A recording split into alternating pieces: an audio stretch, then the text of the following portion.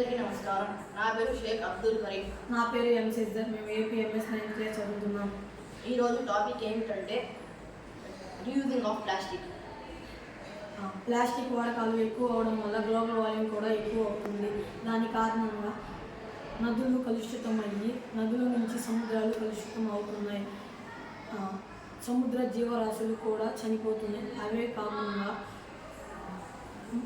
భూమి మీద నివసించే జీవులు దాన్ని ఆహారంగా తీసుకుని అవి కూడా చనిపోతున్నాయి. మానవ లోపలికి కూడా మైక్రో ప్లాస్టిక్ అనేవి లోపలికి వెళ్ళి క్యాన్సర్ వచ్చే అవకాశం కూడా ఉంది. ఇందువల్ల మేము ఒక ఉపాయాన్ని కనుగొన్నాం. అది ఏమిటంటే ప్లాస్టిక్ని కరిగించి తార్ అనే పదార్థంలో వేసి కలిపి రోడ్లు వేస్తే రోడ్లు స్ట్రాంగ్గా ఉంటాయి. మరియు తార్ అనే పదార్థాన్ని ఎక్కువ ఉపయోగం కాకుండా చేయవచ్చు. ప్లాస్టిక్ కూడా తగ్గిద్ది. దీనివల్ల బెనిఫిట్ ఏంటంటే ప్లాస్టిక్ వాడకాలు తగ్గుతాయి, రోడ్ స్ట్రాంగ్ అవుద్ది, ప్లస్ మనీ తగ్గుతుంది. Thank you sir.